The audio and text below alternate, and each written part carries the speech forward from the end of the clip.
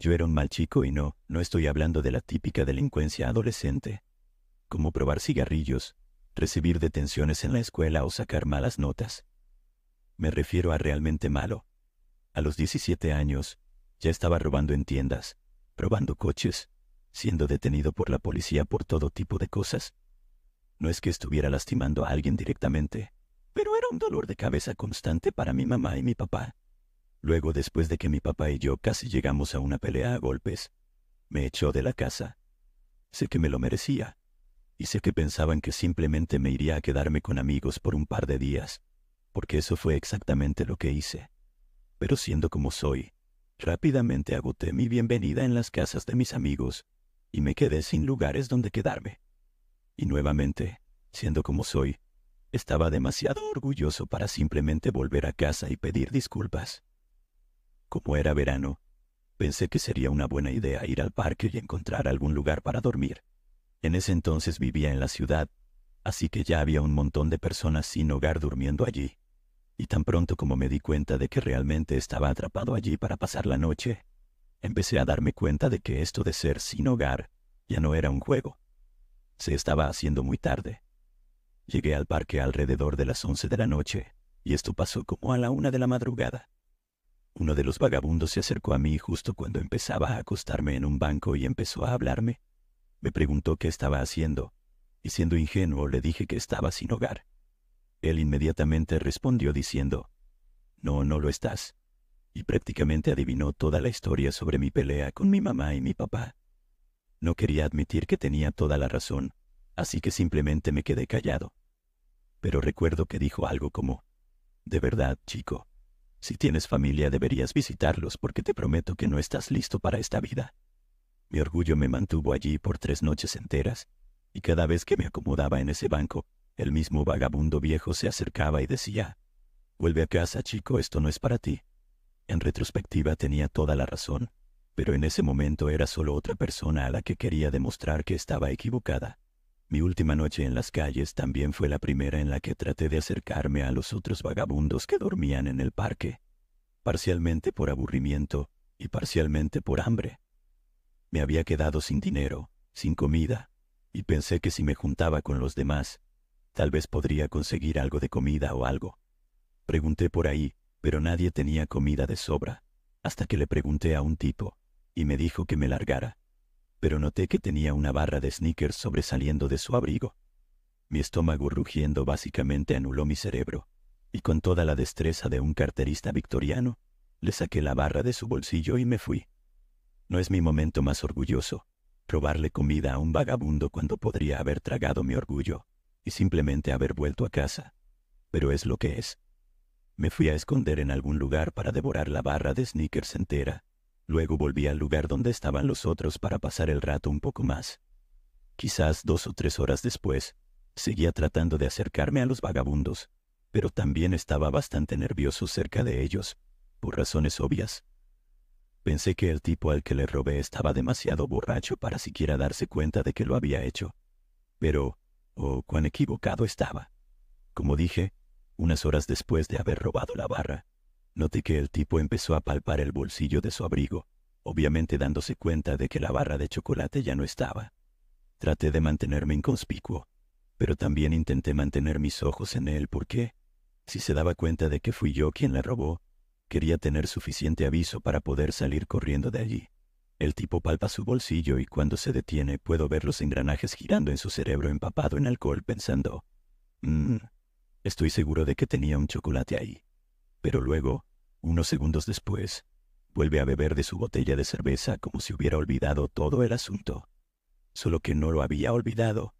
Y lo más impactante de lo que pasó a continuación fue cómo pasó de 0 a 100 en cuestión de segundos. Recuerden esa botella de 40 onzas.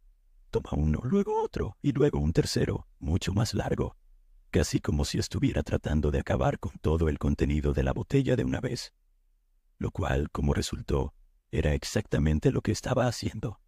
Porque lo que una vez fue un inocente recipiente de bebida, pronto se convirtió en un arma cuando se giró hacia el tipo a su derecha y le estampó la botella de vidrio en la cara. El tipo simplemente colapsó, cubriéndose la cara con las manos y de sus manos salían gritos ahogados y desgarradores. El tipo al que le robé empezó a patearlo sin piedad, gritando: «Róbame a mi hijo de perra». De todos los vagabundos que había allí, solo uno intentó detener la pelea, y aún así solo fue un borroso «déjenlo», que fue totalmente ignorado. Recuerdo haberme girado hacia el tipo mayor que había sido amable conmigo, diciéndome que volviera a casa, y fingí ignorancia mientras le preguntaba qué estaba pasando. El tipo me dijo que el tipo que estaba siendo golpeado siempre estaba robando cosas, así que si algo desaparecía en el parque, probablemente era culpa suya. A nadie le importaba. Nadie dio una sola preocupación de que ese tipo estaba siendo aplastado, y todo era mi culpa. Y cuando digo aplastado, lo digo literalmente. Pude escuchar cómo los huesos de su rostro crujían bajo las botas del tipo que lo pateaba. Sabía que debía haber dicho algo. Sé que debía haber confesado, pero créanme cuando les digo que nunca había estado tan asustado en toda mi vida, ni antes ni después. Todo lo que podía pensar era: si digo la verdad, será mi cara la que esté siendo aplastada. Y probablemente sería 100 veces peor porque, bueno, yo causé todo esto. Me volví hacia el tipo amable y le dije: ¿y si él no robó nada? ¿Y si fue otra persona? El tipo me miró con los ojos bien abiertos, se inclinó hacia mí y dijo: «No digas ni una palabra, chico. Solo vete. Vete y nunca vuelvas». Mientras me alejaba, todavía podía oír cómo seguían dándole la paliza a ese tipo. Y aunque nunca supe qué le pasó, no puedo imaginar que alguien pudiera sobrevivir las heridas en la cabeza que recibió. Esa misma noche, quizá alrededor de las 2 de la madrugada, volví a la casa de mis padres y golpeé la puerta hasta que mi papá se despertó y me abrió. Solté una larga disculpa sobre lo idiota que había sido y lo poco que apreciaba lo que tenía. Me alegra decir que ese fue el primer paso en el camino para convertirme en una persona decente, porque casi todo lo que había hecho antes de eso no tenía consecuencias, o si las había, no me molestaban mucho. Pero esa noche en que robé la barra de chocolate, realmente vi lo malas que podían ser las repercusiones. Y, sinceramente, no tenía idea de que podían ser tan graves. Solo por robar una barra de chocolate, siento una mezcla de vergüenza y horror cuando pienso en ello. Mi orgullo y codicia me llevaron a hacer algo vergonzoso, y mi cobardía podría haberle costado la vida a un hombre relativamente inocente. Ojalá nunca hubiera sucedido, pero al mismo tiempo, si no hubiera pasado, quién sabe, tal vez aún estaría pasando el rato en ese parque hoy en día, si es que estaría vivo.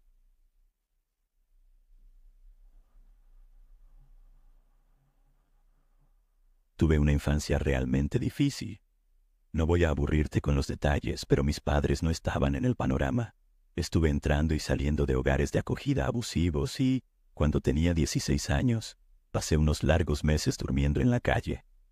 Muchas cosas horribles me pasaron, muchas, y a veces siento que podría escribir un libro sobre todo lo aterrador que tuve que soportar durante mi adolescencia.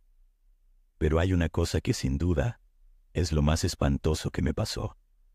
Lo peor de todo es que el tipo me atrapó cuando tenía mucha hambre. De lo contrario, tal vez habría tenido el buen sentido de darme cuenta de lo que estaba pasando. Como dije, estaba vagando por ahí, tratando de reunir unos cuantos dólares para conseguir algo de comida. Estaba parado en un paso de peatones con un cartel que decía: 16 años, sin hogar y con hambre. Y cada vez que el semáforo se ponía en rojo, salía y mostraba mi cartel esperando que me dieran unas monedas. A veces funcionaba, a veces no, y esa noche en particular, la gente no parecía estar muy generosa. Al menos no hasta que un hombre se detuvo, salió de su coche y me dijo: «Oh, Dios mío, cariño, ¿estás bien?». Parecía tan amable y yo me sentía tan débil, que ese acto repentino de aparente amabilidad fue casi demasiado para mí. Estaba aguantando las lágrimas mientras le contaba lo hambrienta que estaba, y cuando me preguntó si podía llevarme a comer antes de ayudarme a encontrar un lugar donde quedarme, lo único en lo que podía pensar era en la comida. Sé que no debería haberlo hecho. Sé que no debería haberme subido al coche de ese tipo, pero era joven e ingenua. Pensé que si pasaba algo podría simplemente correr o pedir ayuda.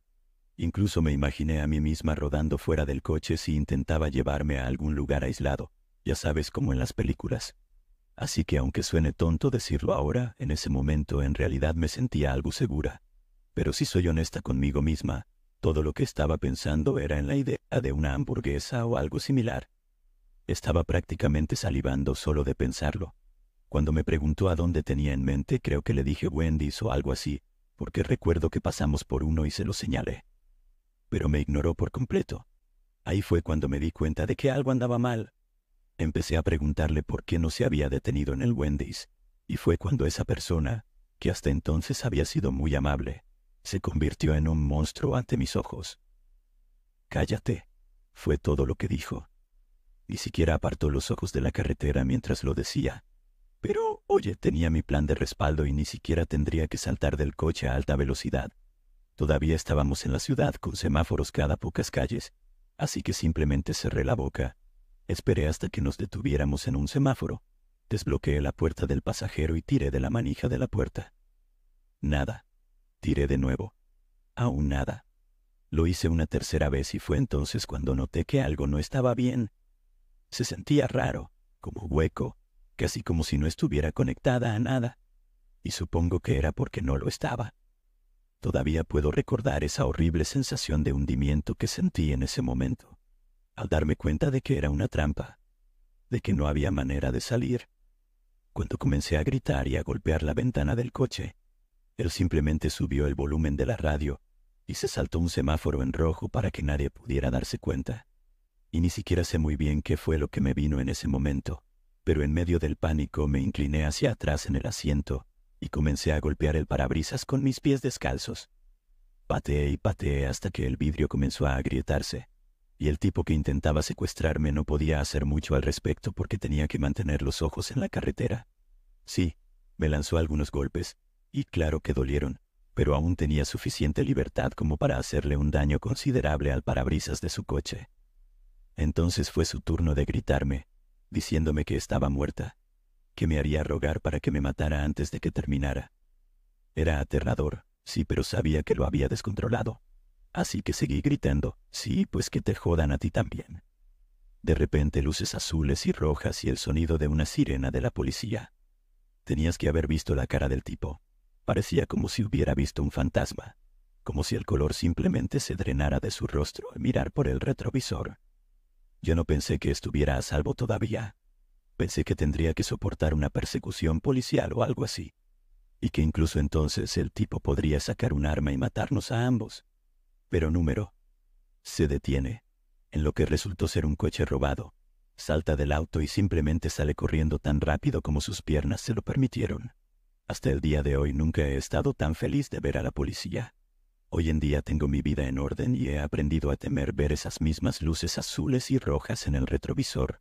Usualmente significan una multa por exceso de velocidad o un curso de seguridad para conductores. Vale, lo entiendo. No soy la mejor conductora.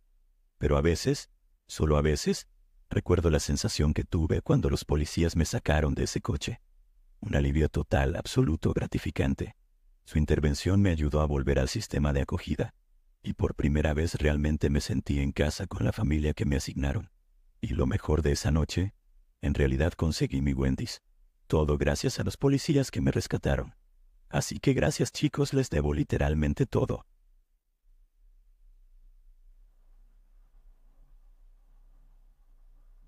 No puedo ni encontrar las palabras para describir la sensación de temor que me daba cada vez que miraba hacia arriba y veía caer esos pequeños copos blancos.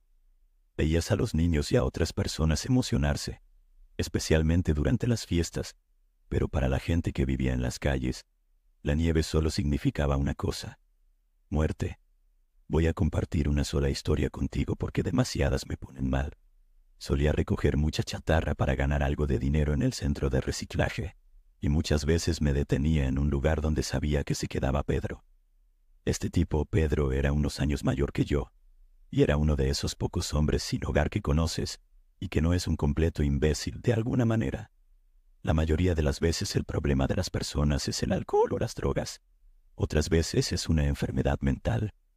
Pero Pedro era la persona más normal y equilibrada que había conocido en las calles. Nunca me contó su historia y estoy seguro de que fue trágica. Pero Pedro era un buen tipo, de verdad un buen tipo. Así que ese año, que fue mi segundo año sin hogar, nevó muchísimo durante el invierno.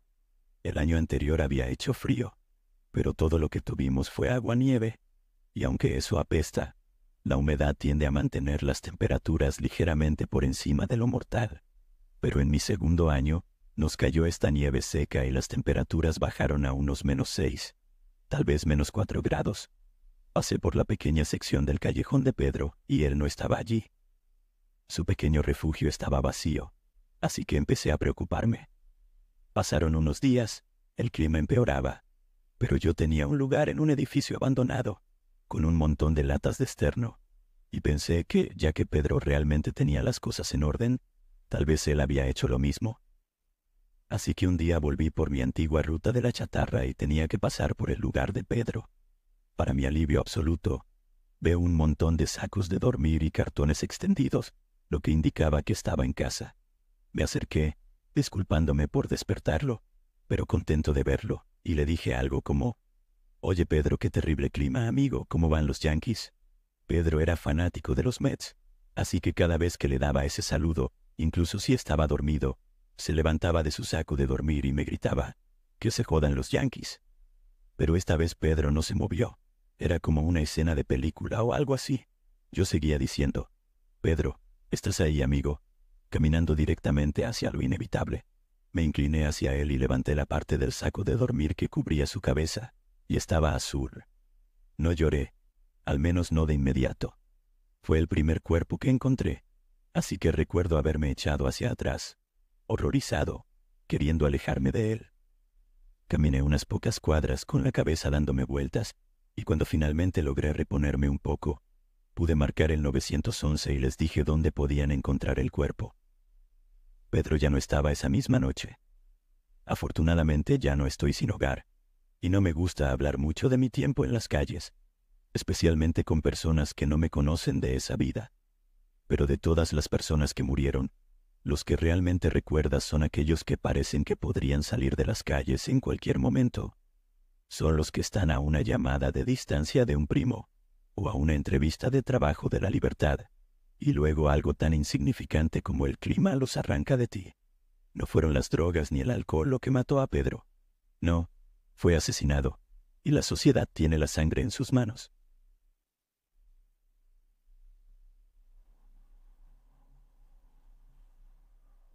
A principios de 2020, estaba pasando por un mal momento económico. Me atrasé con la renta, me habían reducido las horas en mi trabajo, y casi todo mi dinero se iba en facturas del veterinario para mi gato, que afortunadamente se recuperó completamente de su cirugía. Pero luego, boom, la pandemia golpeó y fue devastador. Vivo aquí en California, donde las restricciones han sido particularmente estrictas, y en el verano de 2020 estaban en su punto más alto. Perdí mi trabajo y aunque reclamé el desempleo cuando se trató de mi apartamento, decidí que sería mejor encontrar una forma alternativa de alojamiento por un tiempo. Y así, señoras y señores, es como empecé a vivir en mi coche. Fue tan terrible como te puedes imaginar y como resultado, solo duré unos 10 días antes de tirar la toalla y mudarme de nuevo con mis padres cerca de Eugene. Pero en esos 10 días me sucedieron cosas realmente extrañas y probablemente lo más inesperado, y por lo tanto lo más espeluznante, fue en un lugar donde menos lo esperaba. Para aclarar, soy una chica de 20 y tantos años, no muy alta, no muy fuerte. Después de buscar un lugar relativamente seguro para estacionarme cada noche, terminé encontrando un tranquilo callejón sin salida que parecía lo suficientemente seguro para dormir. Lo mejor era que la mayoría eran oficinas, así que podía ocupar espacios vacíos por la noche y marcharme antes de que alguien apareciera para quejarse. El único lugar activo era un McDonald's que estaba abierto toda la noche, y siempre pensé que era un buen lugar para aparcar cerca, ya que significaba comida, café y un baño donde podía asearme. Así que una noche, antes de dormir, le di de comer a Oscar, mi gato, y revisé los alrededores para asegurarme de que todo estaba despejado. La única persona cerca era un tipo sentado en las mesas exteriores del McDonald's, pero no me estaba mirando ni haciendo nada remotamente raro, así que pensé que era seguro dormir. No sé cuánto tiempo pasó antes de que me despertara con el sonido de Oscar maullando. Pensé que podría ser otro gato afuera, así que le dije que se callara, pero no lo hizo. Oscar siguió maullando y luego empezó a bufar a algo. El momento en que abrí los ojos, supe que algo estaba mal. Me estacionaba en el mismo lugar todas las noches. Dormía en la misma posición todas las noches, y la posición en la que dormía significaba que siempre había un molesto rayo de luz que entraba por la ventana, proveniente del McDonald's al otro lado de la calle. Así que cuando abrí los ojos y no quedé medio cegada por la luz, supe que algo estaba muy cerca de mi coche. Y cuando miré, lo juro, un verdadero escalofrío recorrió mi columna vertebral. Había un tipo, y no sé si era el mismo que estaba comiendo cuando me fui a dormir, presionado justo contra el cristal, con las manos alrededor de sus ojos como si fueran unos binoculares para poder ver dentro del coche oscuro. Y estaba mirándome directamente. No se veía particularmente aterrador. Creo que solo llevaba una chaqueta cortavientos de color oscuro, y tenía el cabello corto, bien cortado. Se veía tan normal, pero no era tanto su apariencia como la forma en la que me miraba. Tenía los ojos bien abiertos y una ligera sonrisa en los labios, casi como si estuviera pensando en todas las posibilidades de haber encontrado a una chica vulnerable durmiendo. El hecho de que Oscar estuviera listo para arañarle la cara no parecía importarle. Estaba completamente fijado en una sola cosa y solo una: yo. Juro por Dios que nadie me ha hecho sentir así nunca. No antes de esa noche, y tampoco después. Era como si no me viera como una persona, más bien como si hubiera encontrado un billete de $20 tirado en el suelo, algo que simplemente podía tomar. Afortunadamente, siempre mantenía todas las puertas del coche cerradas con seguro, así que no había peligro de que pudiera entrar, a menos que rompiera una ventana. Pero eso no lo hacía menos aterrador cuando se inclinó, miró a su alrededor, y de repente intentó abrir una de las puertas de mi coche. Agarré mi teléfono, me incorporé y empecé a gritarle que se alejara de mi coche, diciendo que iba a llamar a la policía, que ya estaba marcando el 911. Al escuchar eso, simplemente comenzó a alejarse del coche, como si nada hubiera pasado. Vi a 2 personas detenerse y decirle algo en su camino hacia el McDonald's, pero él solo se encogió de hombros, caminó hacia la oscuridad y desapareció. Para cuando llegó la policía, él ya se había ido hace mucho tiempo. Y no es que hubiera cometido ningún crimen real para poder presentar un informe. Aún así, los policías fueron bastante comprensivos. Me dijeron que había hecho lo correcto, pero también me aconsejaron buscar otras opciones de lugares para dormir. Definitivamente no eran los policías más útiles con los que he tratado, pero el que tomó mi informe fue muy comprensivo, y estuvo ahí para mí, a diferencia de su compañero frío, quien, lo juro, estaba a solo segundos de poner los ojos en blanco. Eso fue lo peor de vivir en mi coche. La gente te trata como a un ser humano hasta el momento exacto en que les mencionas que estás viviendo en tu coche. Y luego es como una carrera para averiguar qué está mal contigo. Drogas, un colapso mental, un divorcio escandaloso. Siempre tiene que ser algo negativo también, como si no pudiera estar simplemente pasándola mal por culpa de una maldita pandemia global. No todo el mundo era así, pero lo suficientes como para que se convirtiera en un problema. Así que, por favor, las personas sin hogar necesitan muchas cosas: compasión, apoyo financiero y moral, pero lo que definitivamente no necesitan es tu juicio.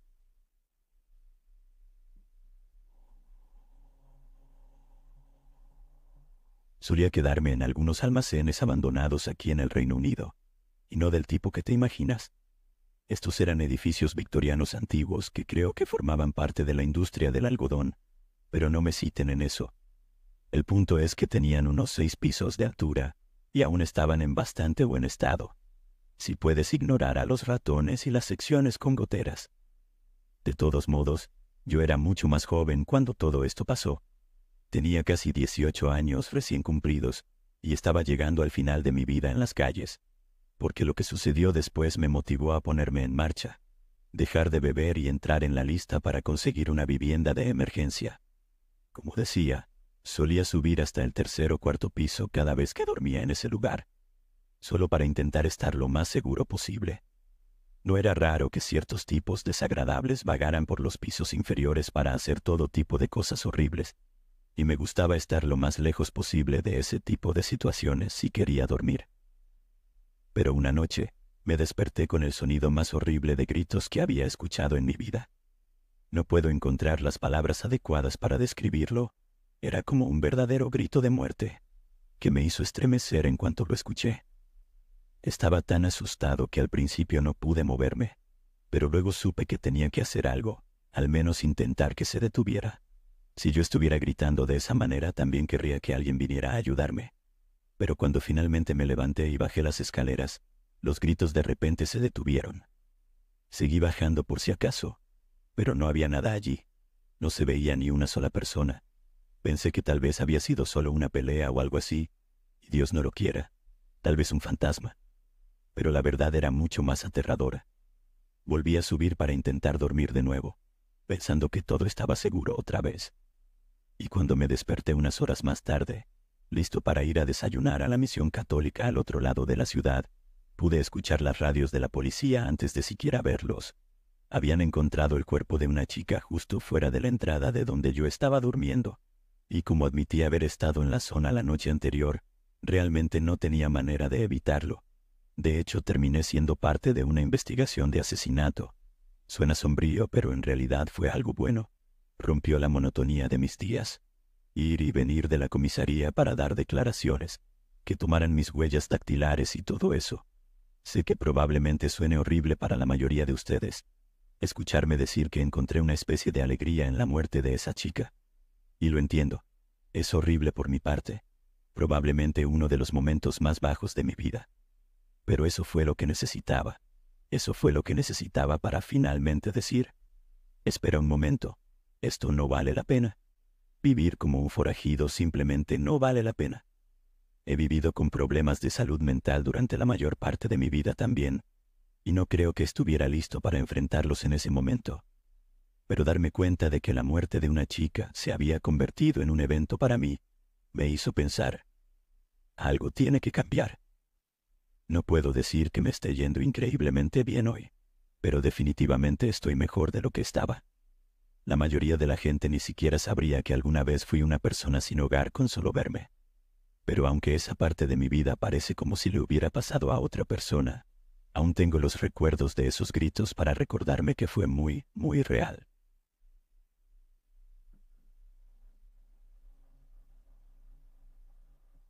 En 2015 estaba trabajando en un pueblo montañoso de altos ingresos en Colorado. Apenas podía permitirme el alquiler, incluso con 2 trabajos, pero como solo iba a estar allí por un mes, entre julio y agosto, decidí convertir toda la experiencia en un viaje de campamento prolongado, lo cual fue un 50% una gran idea y un 50% una idea horrible. Pero, Dios, qué experiencias tan increíbles tuve. Algunas fueron impresionantes y otras bastante aterradoras. El trabajo que tenía era de contratos a corto plazo. Es un trabajo duro y se adopta una actitud de trabaja duro, diviértete duro. Así que bebíamos todas las noches después del trabajo. Aunque no tuvieras dinero, alguien te invitaba y luego esperaba que le devolvieras el favor. De todas maneras, nos emborrachábamos, nos quedábamos en el bar hasta la hora de cierre, y cuando nos echaban, cada uno se iba por su cuenta. Él se iba a cualquier motel infestado de cucarachas que hubiera reservado, y yo volvía a la majestuosa libertad de mi pequeña tienda de campaña. O al menos, eso era lo que me decía a mí mismo. Así que estaba caminando de regreso a mi tienda, disfrutando de unos gyros. Comida griega en Colorado, ¿quién lo diría? Luego me metí en mi tienda, me recosté sobre mi mochila y me quedé dormido. Lo siguiente que recuerdo, y esto fue como en una película de monstruos o algo así, fue despertarme con el crujido de ramas y cosas. Claramente algo grande se estaba moviendo alrededor de mi tienda. Inmediatamente pensé en un oso y tenía razón. Solo por sus gruñidos pude escuchar que probablemente era un oso negro. El animal debió haber olido mis giros desde, no sé, 5 kilómetros de distancia y se dirigió hacia mí como un misil en busca de cerdo o algo así. Todavía le doy gracias a Dios de que no se acercara a la parte delantera de mi tienda, que como un completo idiota, había olvidado cerrar. En su lugar, el oso metió su hocico en el material de mi tienda, literalmente a centímetros de mi cara. Fue uno de los momentos más aterradores de mi vida, despertarme con ese animal literalmente oliéndome. Hice lo único que se me ocurrió, y suena increíblemente ridículo en retrospectiva, pero le di un golpe en el hocico. Lo golpeé tan fuerte como pude y luego me quedé esperando que destrozara la tienda y me comiera la cara. Pero funcionó. Asusté al oso con un simple golpe en el hocico. No dormí ni un solo minuto esa noche. De hecho, creo que pasaron unos 20 minutos antes de que empacara todas mis cosas, las tirara en el maletero de mi coche y condujera hasta el motel de un amigo para ver si había alguna habitación libre. No había, así que dormí en el maletero en el estacionamiento. Luego convencí a mi amigo de que me dejara compartir su habitación la mañana siguiente. Definitivamente no fue uno de mis momentos más dignos, pero fue mejor que volver a encontrarme con ese oso negro.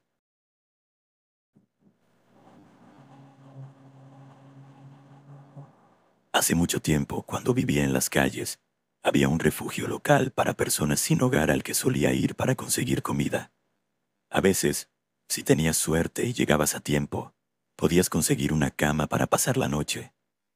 Pero, debido a lo peligroso del vecindario en el que estaba, si caminabas todo el camino hasta allí buscando una cama y no conseguías una, básicamente quedabas atrapado en una de las peores zonas de la ciudad hasta que pudieras escapar a pie.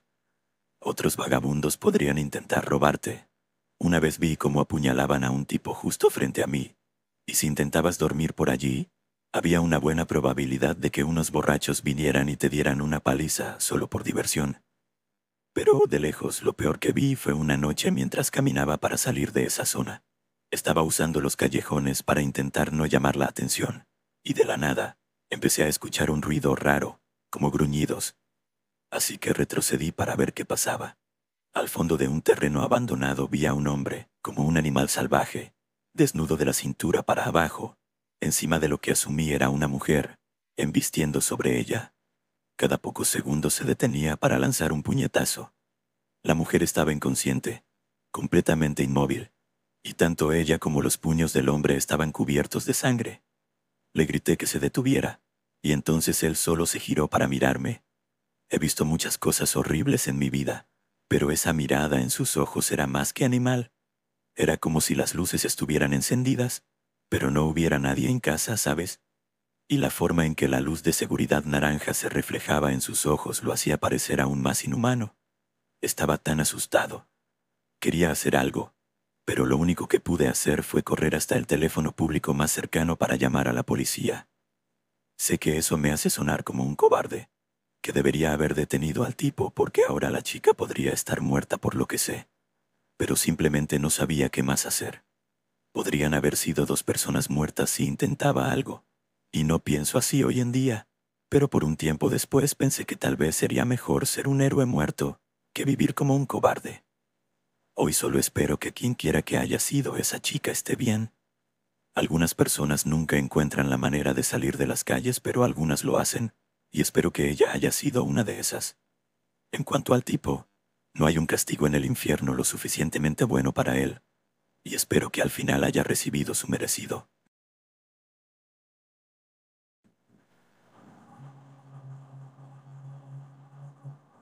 Hice esta cuenta temporal porque no quiero que esto esté asociado con mi cuenta regular, ya que logré reconstruir mi vida hace algunos años. Solía, ¿cómo decirlo?, vender servicios a hombres a través de Instagram, lo que me ayudó a salir de la indigencia después de unos meses. No es algo que jamás pensé que terminaría haciendo, pero estaba desesperada por salir de mi situación y tuve que hacer lo que fuera necesario. Definitivamente no soy la chica peor parecida, y cuando tenía el cabello largo atraía a muchos hombres mayores, algunos solitarios y otros un poco más raros. Realmente nunca tuve problemas con otras personas sin hogar porque me quedaba en un refugio local por las noches, aunque tenía que salir durante el día. Me la pasaba rondando tiendas de conveniencia y estacionamientos, donde hay salas de juegos, máquinas tragamonedas, y es ahí donde conseguía la mayoría de mis clientes. La mayoría de ellos eran tranquilos, obtenían lo que querían y se iban, pero algunos estaban locos. Un tipo en particular quería que me quedara en su casa durante la noche y pasara el día siguiente con él por $1000. Decidí aceptar. Era mucho dinero por una noche, así que fuimos a su casa. Resulta que el tipo tenía lo que solo puedo describir como una mazmorra de tortura en su garaje. Había algún tipo de material negro con cartones de huevos por todas las paredes y cosas muy raras por todo el lugar. Decidí que no era una buena idea y le dije que había cambiado de opinión, que no me interesaba ese tipo de cosas, pero no me dejaba irme. Estuvimos gritándonos por un rato, y fue entonces cuando me golpeó en la clavícula. Me congelé por un segundo pensando, Oh no, y lo golpeé de vuelta tan fuerte como pude, justo en la cara. Lo que siguió fue una persecución por toda su casa, hasta llegar a la puerta de entrada. 2 veces logró alcanzarme. La primera vez logré patearlo y alejarlo. La segunda vez casi se sube encima de mí para estrangularme. Su sangre y saliva goteaban sobre mi cara mientras me gritaba que me iba a matar, que a nadie le importaría una barata. Bueno, te haces la idea. ¿Cómo logré salir de allí? No lo sé. Solo seguí luchando todo el tiempo y de alguna manera terminé en la calle. Lo siguiente que recuerdo es que corrí y corrí hasta encontrar un lugar seguro para recomponerme. Lo peor de todo fue que cuando vi un coche de policía, mi primer pensamiento fue correr y esconderme de nuevo, porque no sabía si ese tipo había llamado para denunciar un asalto o lo que fuera. Pero este maldito desgraciado estaba planeando hacerme Dios sabe qué en su garaje, y aún así, yo era la que tenía que preocuparme por ser arrestada. Me alegra poder haber dejado todo eso atrás ahora, pero mentiría si dijera que no pienso constantemente en aquellas personas que no han podido hacerlo. Quiero involucrarme en alguna organización benéfica para personas sin hogar o en algún programa de apoyo, porque de vez en cuando pienso en esas cosas y pienso, eso fácilmente podría haberme pasado a mí.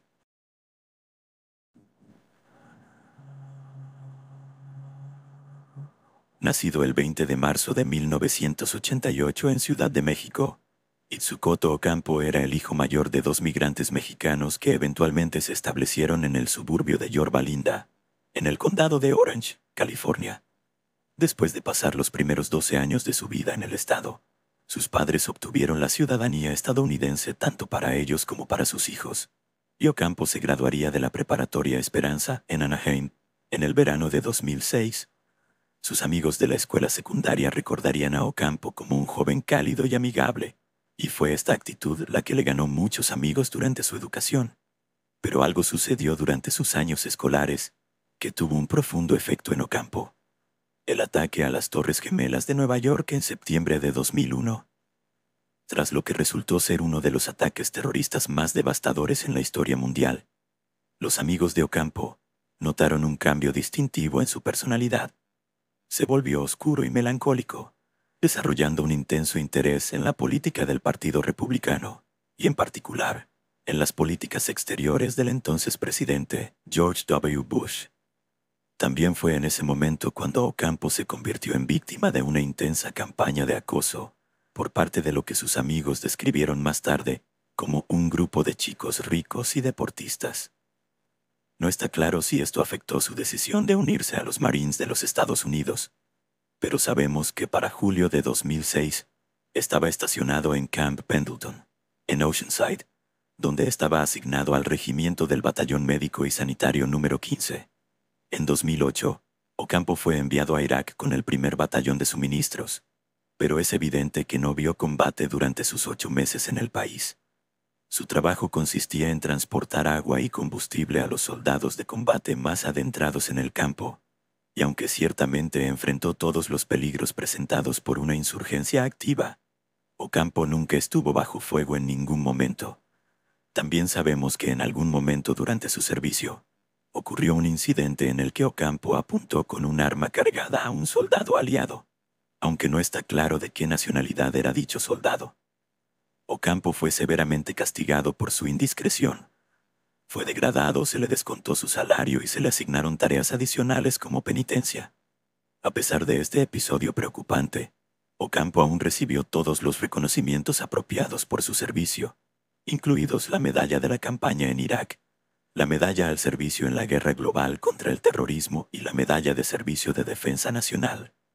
Sus superiores aparentemente vieron su arrebato como una parte desafortunada pero inevitable de servir en una zona de guerra activa. Ocampo estaba estresado, actuó de manera incorrecta, pero no hirió a nadie, y aceptó su castigo como un hombre. Sin embargo, parece que su comportamiento posterior se explica mejor por un evento que ocurrió en Estados Unidos. Después de regresar a Camp Pendleton, Ocampo sufrió una lesión cerebral traumática cuando la puerta de su vehículo militar no se aseguró correctamente y se cerró sobre su cabeza. Fue dado de baja médica en el peor momento posible, justo cuando Estados Unidos caía en una recesión. Ocampo tuvo dificultades para encontrar trabajo eventualmente conformándose con trabajos mal pagados como paisajista, mientras su vida se desmoronaba a su alrededor. Descubrió que su padre era adicto a las drogas, lo que provocó el divorcio de su madre. También perdieron la casa debido a esta adicción, y el dolor que esto debió haberle causado a Ocampo es francamente inconmensurable. Alrededor de julio de 2010, Ocampo comenzó a mostrar signos de trastorno de estrés postraumático complejo, que se manifestaron por primera vez cuando comenzó a exhibir lo que podríamos llamar comportamiento desviado. Un factor clave para el deterioro de su estado mental fue la muerte de su amigo cercano, Patino, quien murió en combate en la provincia de Helmand, Afganistán, en el verano de 2010. Tras la muerte de su amigo, Ocampo cayó en una profunda depresión y se volvió cada vez más dependiente del alcohol durante los siguientes 2 años. Incapaz de adaptarse a una vida normal o mantener un trabajo, dependía de los ingresos de sus familiares y se negaba a recibir tratamiento psiquiátrico, insistiendo en que no estaba calificado para ser diagnosticado con algún trastorno de estrés postraumático, porque no había combatido en el frente. A finales de 2011, su estado mental se había deteriorado rápidamente, hasta el punto de desarrollar hipocondría y mostrar signos de delirium clínico.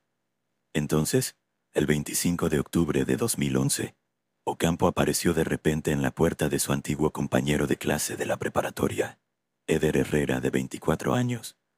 Eder vivía con su madre Raquel, de 53 años, y su hermano mayor Juan, quienes también estaban presentes cuando Ocampo inesperadamente se abalanzó sobre ellos, apuñalando tanto a Raquel como a Juan más de 30 veces cada uno.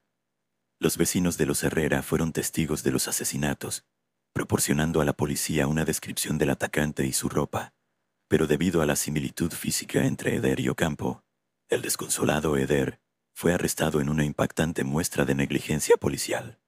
A pesar de negar cualquier participación en las muertes de su madre y su hermano, fue considerado el principal sospechoso cuando se reveló que, poco antes del crimen, había tenido algún tipo de altercado verbal con ellos, según una declaración de los vecinos. Casi 2 meses después, en la noche del 21 de diciembre, Ocampo estaba deambulando por el estacionamiento de un centro comercial en Placentia cuando atacó repentinamente a James McGillivray, un hombre sin hogar de 53 años.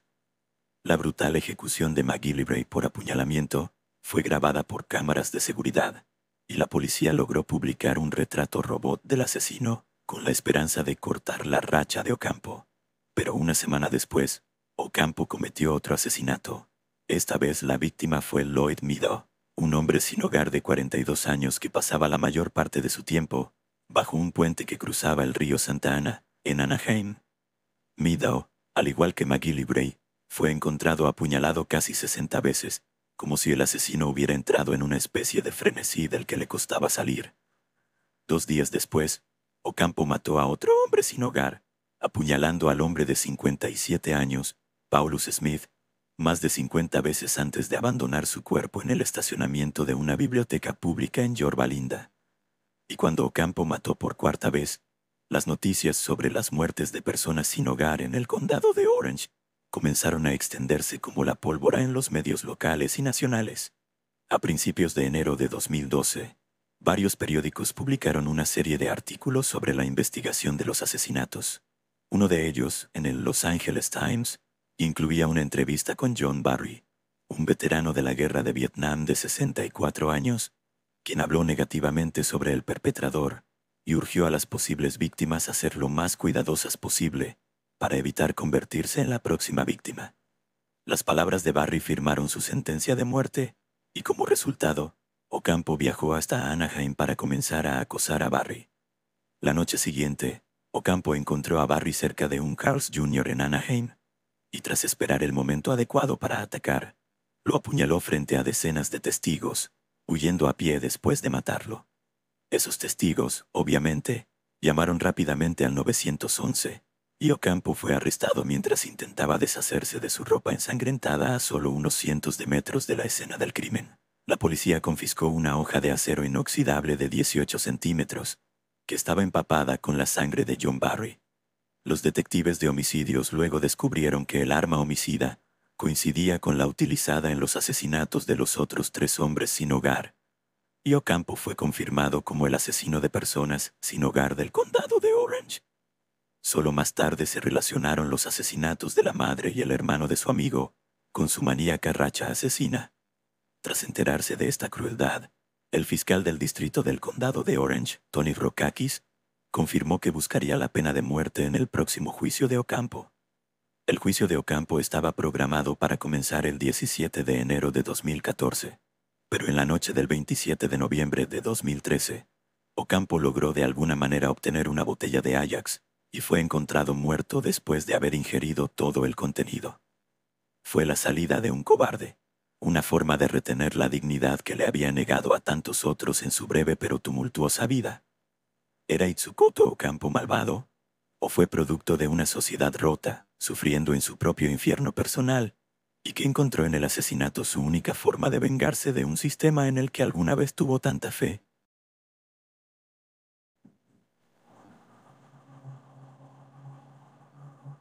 Mi nombre es Ali.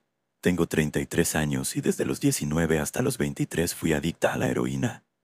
Cómo me enganché es una historia en sí misma, pero tengo una mejor que contar aquí, y es cómo logré dejarlo. Digo que es una mejor historia, pero aún así no es una buena. De hecho, es bastante horripilante, pero fue lo que necesitaba para dejar las drogas. Supongo que siempre hay un lado positivo. Bueno, alrededor de los 18 meses en mi adicción, me echaron de mi apartamento y mi familia no quería saber nada de mí. No puedo culparlos. Así que terminé en la calle. Tenía 21 años, medía 1,57 m y pesaba 50 kilos empapada. Así que, como te puedes imaginar, era bastante vulnerable. Creo que habría estado más asustada si no estuviera enfocada todo el tiempo en conseguir droga. Conseguir drogas, no lo que ya sabes. Como te podrás imaginar, la vida para una joven en las calles no es buena y, Dios mío, qué aterradora es. Lo primero que aprendes es que necesitas protección, básicamente. Y como feminista, odio decir esto, pero necesitas a un hombre. Ahora tuve suerte. La mayoría de las chicas no tienen opción. Pero por casualidad me junté con un tipo que había sido adicto más o menos el mismo tiempo que yo. Solo tenía unos pocos años más. No solo estábamos juntos para que fuera más fácil conseguir droga. En realidad nos gustábamos. Y después de un tiempo diría que nos enamoramos. Pasamos los siguientes 2 años juntos, solo tratando de sobrevivir, ocasionalmente intentando dejar el hábito y enfrentando todas las dificultades que venían con ese estilo de vida. Juntos eso era lo importante. Era lo único que importaba. No puedo escribir su nombre por varias razones, y pronto entenderás la principal. Así que este chico haría cualquier cosa para protegerme, y me refiero a cualquier cosa. Robó por mí, lastimó a personas por mí, pero solo cuando necesitaba ser defendida. Éramos todo el uno para el otro, y cuando él cumplió 3 meses en la cárcel del condado, era su tercera ofensa por robo. Lo extrañé como nunca había extrañado a nadie, ni siquiera a mi familia. Quisiera decir que pude arreglármelas sin él, pero no fue así, y cuando finalmente salió, literalmente lloré de alegría. Estaba tan feliz de verlo. Los policías lo obligaron a limpiarse en la cárcel, y lo primero que quería hacer cuando salió fue drogarse otra vez. Por suerte, había planeado una pequeña fiesta de bienvenida con anticipación, que consistía en nada más que una bolsita de 10 de heroína. Así que rápidamente encontramos un lugar seguro y tranquilo para relajarnos, y empezamos a prepararnos. Él fue primero, luego yo me inyecté la segunda mitad de la aguja, y nos quedamos dormidos en los brazos del otro, algo que extrañaba tanto que apenas encuentro las palabras para describirlo. Lo último que recuerdo es que intentaba alejarse de mí, y pensé que era para ir al baño o algo así. Lo extrañaba tanto que lo único que recuerdo es tirar de su manga, sin querer dejarlo ir. Había esperado meses para ese abrazo, y él podía esperar un minuto más. Solo un minuto más. Lo siguiente que supe fue que abrí los ojos y aún podía sentir su brazo alrededor de mí. Ya sabes, cuando te acabas de despertar y es como si no estuvieras completamente consciente aún. Eso es 1000 veces peor cuando estás drogada. Fue como, ¿eh? ¿Quién es este? Por un segundo, antes de recordar que mi hombre había salido. Así que naturalmente sentí esa sensación cálida y reconfortante. Me acurruqué de nuevo contra él y le apreté el brazo alrededor de mí. Luego busqué su mano para entrelazar mis dedos con los suyos, como a él siempre le gustaba. Y estaba fría. No solo fría como octubre en Chicago, fría de necesito un par de guantes. Fría como una piedra, el tipo de frío que me hizo darme cuenta de que algo estaba terriblemente mal. Salí disparada de debajo de él. Me giré. Intenté sacudirlo para despertarlo, pero no sirvió de nada. Recuerdo que grité tan fuerte que vomité, y eso hizo que alguien viniera corriendo a ver qué pasaba. Después de eso, no estoy segura de cuánto tiempo pasó antes de que llegaran los policías y los paramédicos, y tuve que responder un montón de preguntas. Fue una sobredosis por si te lo preguntabas. Simplemente se inyectó un poco de más después de haber estado limpio por unos meses, y su tolerancia había caído tanto que, sí, su cuerpo simplemente no lo soportó. Lo peor es que, mientras sufría la sobredosis, obviamente trató de alejarse para buscar ayuda o algo. Eso debió ser lo que sentí cuando tiraba de mí. Un minuto después debió perder el conocimiento, todo mientras yo estaba acurrucada cómodamente en sus brazos. Dormí con su cadáver durante quizás 5 o 6 horas, y es algo en lo que aún pienso, generalmente al menos una vez al día. Pienso en mi adicción, en lo agradecida que estoy de estar limpia, y eso es lo primero que me viene a la cabeza. No puedo escribir su nombre porque simplemente me destroza por dentro. Es lo más doloroso para mí. Así que por favor perdóname si omito un detalle tan obvio. No puedo escribir su nombre porque, aunque éramos adictos, lo amaba con todo mi corazón. Lo amaba y de alguna manera siento que lo maté. Él estaba limpio. Yo le traje el chute que lo mató. Es mi culpa. Es totalmente mi culpa. Y eso es algo que nunca, nunca voy a superar.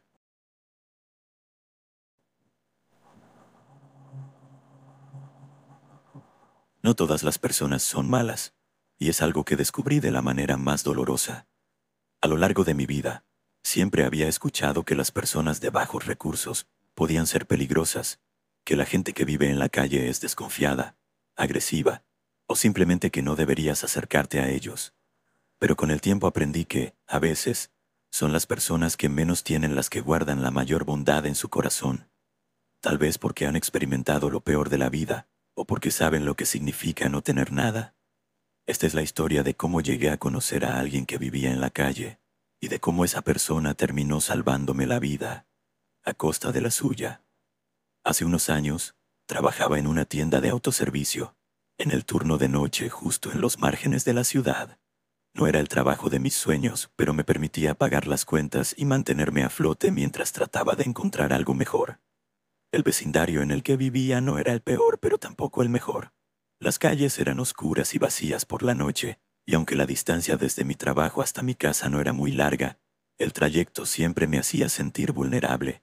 Al principio, me aseguraba de estar alerta todo el tiempo, caminando rápido y mirando hacia todos lados.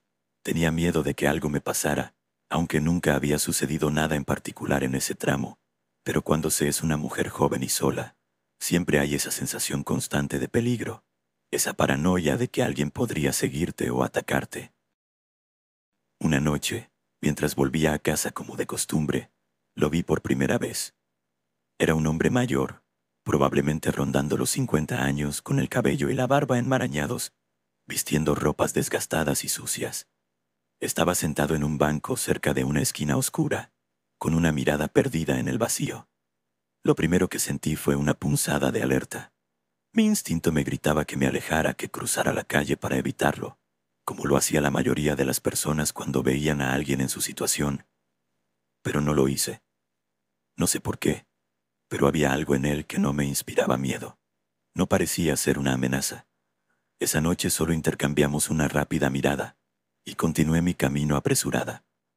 Pero a medida que los días pasaron, me di cuenta de que siempre estaba allí, en el mismo lugar.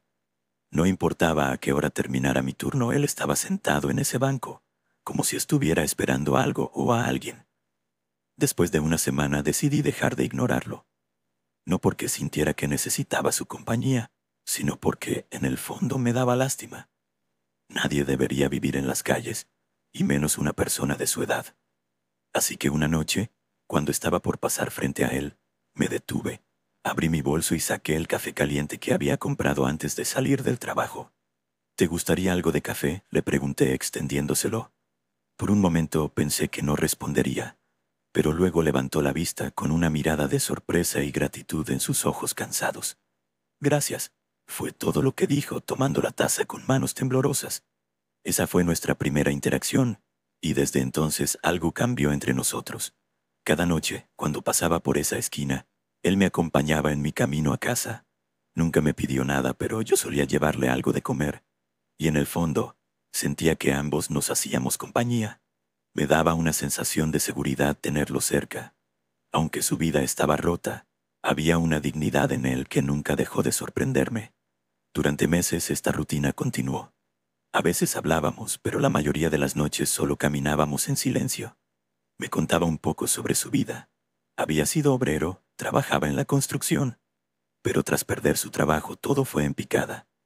Lo habían desalojado de su hogar, y su familia al parecer se había distanciado. Cada vez que tocaba estos temas, su voz se volvía quebradiza, y no quería profundizar más, así que nunca insistí. Aunque no lo conocía a fondo, se convirtió en alguien a quien realmente apreciaba.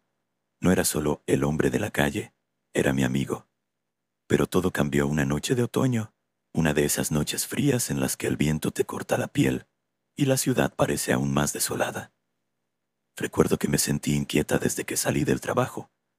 Había algo en el aire, algo que me hacía sentir que esa noche no sería como las demás. Cuando lo vi esperándome en su habitual banco, me sentí aliviada. Al menos sabía que no caminaría sola a casa. Empezamos nuestro recorrido como siempre, en silencio, con el crujido de las hojas bajo nuestros pies y el viento susurrando a través de los árboles desnudos. La mayoría de las luces de la calle estaban apagadas, lo que hacía que el ambiente se sintiera aún más inquietante. Al girar en una de las esquinas más oscuras del trayecto, vi algo que hizo que se me erizara la piel. Una camioneta negra estacionada en medio de la calle, con las luces apagadas. Me detuve por un segundo. No era habitual ver vehículos en esa zona a esa hora. Mi amigo también se detuvo, mirándome con el ceño fruncido, como si él también sintiera que algo estaba mal. Justo cuando estaba por sugerir que cruzáramos la calle, las luces de la camioneta se encendieron de golpe, cegándonos momentáneamente. El sonido del motor rugió mientras una de las puertas se abría, y un hombre salió disparado hacia mí. El terror me paralizó por un segundo. El tipo no dijo una palabra, pero su intención era clara. Se abalanzó sobre mí, agarrándome del brazo con una fuerza brutal, y comenzó a arrastrarme hacia la camioneta. Grité con todas mis fuerzas, pero en ese momento sentí que mi voz no llegaba a ningún lugar. Estaba sola. Estaba perdida. Fue entonces cuando mi amigo intervino, como si se hubiera activado un instinto que no sabía que tenía. Corrió hacia el hombre que me sujetaba y lo empujó con una fuerza que no creí posible en alguien de su edad. El atacante retrocedió, sorprendido, pero no por mucho tiempo. El segundo hombre salió de la camioneta, y ambos se abalanzaron sobre mi amigo. Fue una pelea desigual. Mi amigo, con su cuerpo desgastado por los años y la vida en la calle, no podía competir con dos hombres más jóvenes y fuertes, pero no se rindió. Siguió luchando intentando protegerme. Y entonces el sonido que marcó la noche retumbó en el aire. 3 disparos, 3 sonidos secos y contundentes que perforaron la oscuridad. Vi a mi amigo caer al suelo, su cuerpo retorcido en el pavimento, mientras los hombres subían rápidamente a la camioneta y se alejaban a toda velocidad. Me arrodillé junto a él, temblando, llorando, gritando su nombre. Lo sacudí, suplicándole que abriera los ojos, pero su cuerpo ya estaba frío. No podía sentir el pulso en su muñeca. La sangre brotaba de las heridas, empapando su ropa. Me sentí impotente. Era la primera vez en mi vida que veía morir a alguien frente a mis ojos, y la sensación de desesperación me dejó paralizada. Alguien debió haber escuchado los disparos, porque poco después llegaron la policía y los paramédicos. Me hicieron preguntas, pero mis respuestas eran vagas, como si no pudiera procesar lo que acababa de suceder. Me llevaron a casa, pero esa noche no pude dormir.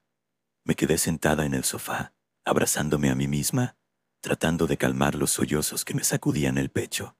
Había visto morir a mi amigo, aquel hombre que siempre me había protegido, que había sido mi compañero silencioso en mis caminatas nocturnas. Ya no estaba. A la mañana siguiente, volví al lugar donde todo había ocurrido.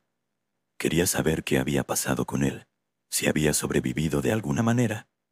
Me acerqué a una vecina que solía ver desde la ventana y le pregunté si sabía algo.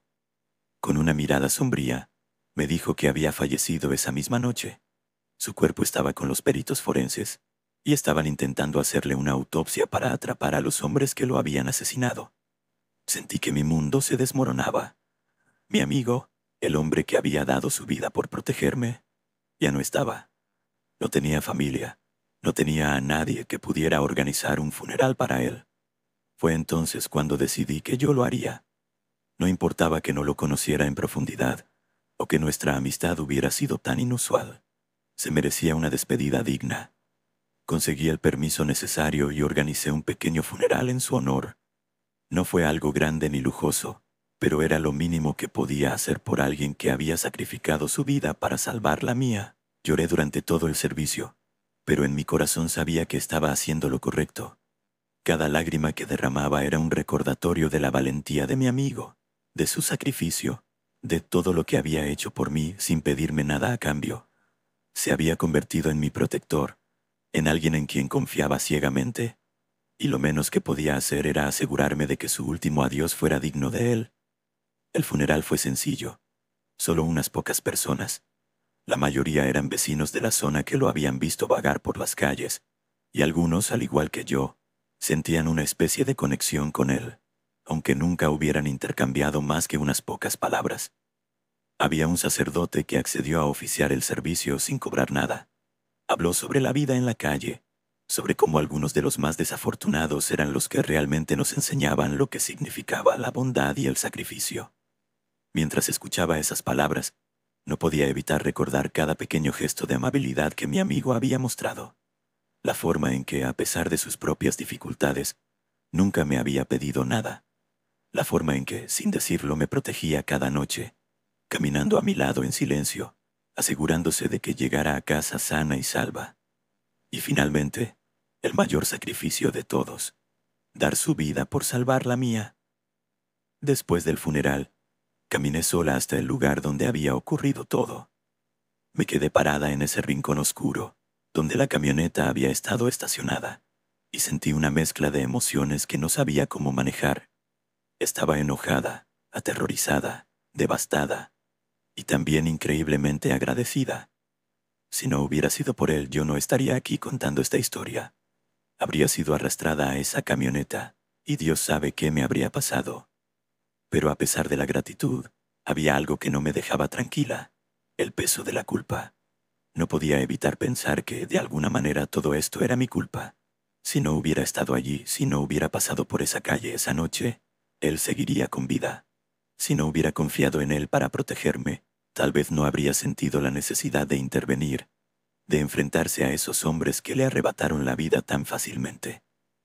Durante semanas, esos pensamientos me persiguieron. Me despertaba en medio de la noche, escuchando los disparos, sintiendo el frío de su cuerpo cuando traté de reanimarlo.